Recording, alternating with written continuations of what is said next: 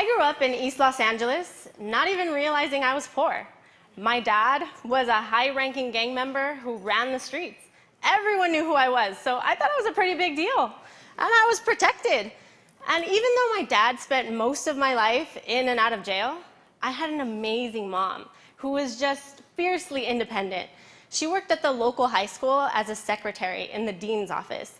So she got to see all the kids that got thrown out of class for whatever reason who were waiting to be disciplined. Man, her office was packed. So see, kids like us, we have a lot of things to deal with outside of school. And sometimes we're just not ready to focus. But that doesn't mean that we can't. It just takes a little bit more. Like, I remember one day I found my dad convulsing, foaming at the mouth, ODing on the bathroom floor. Really? Do you think that doing my homework that night was at the top of my priority list? Not so much.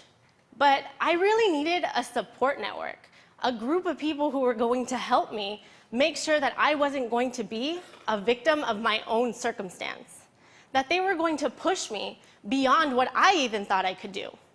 I needed teachers in the classroom every day who were going to say, you can move beyond that.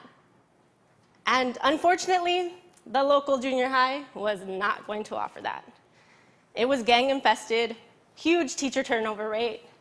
So my mom said, you're going on a bus an hour and a half away from where we live every day.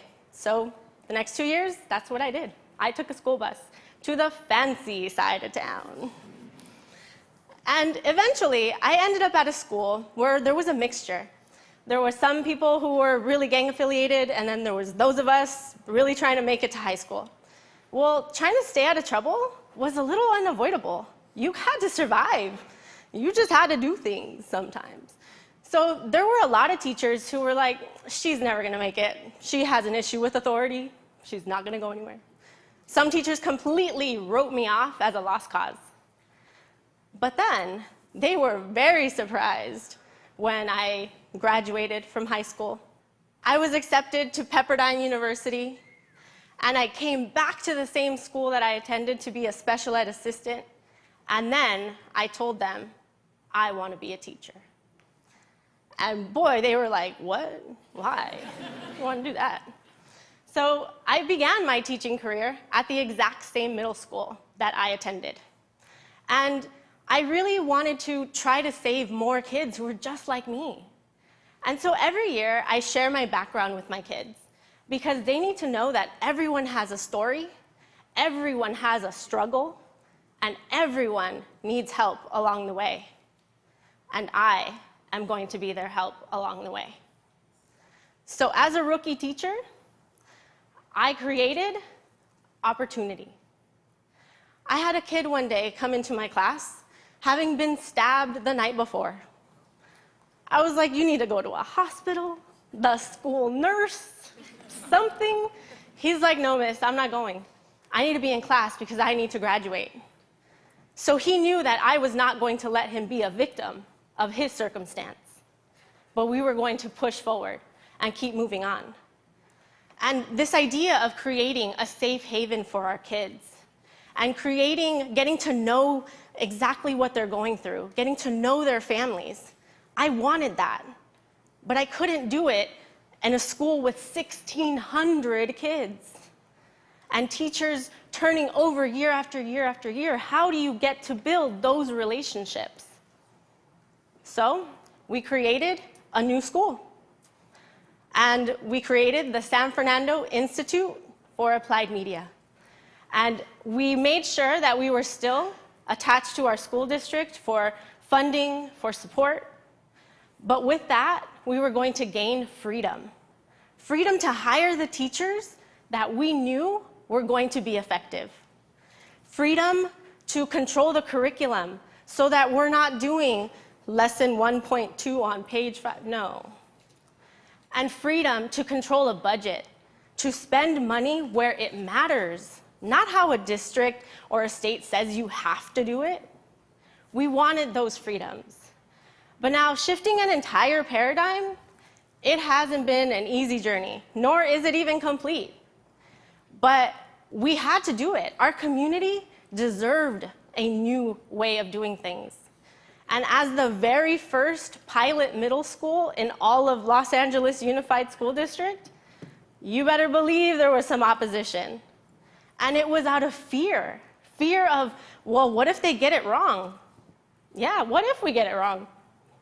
But what if we get it right? And we did.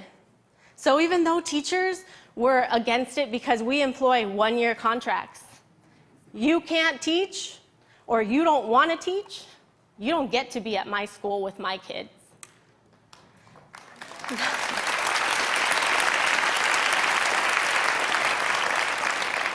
So in our third year, how did we do it? Well, we're making school worth coming to every day. We make our kids feel like they matter to us.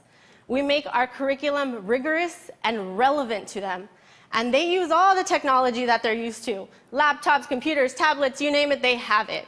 Animation, software, movie-making software, they have it all. And because we connect it to what they're doing, for example, they made public service announcements for the Cancer Society. These were played in the local trolley system. Teaching elements of persuasion, it doesn't get any more real than that. Our state test scores have gone up more than 80 points since we've become our own school.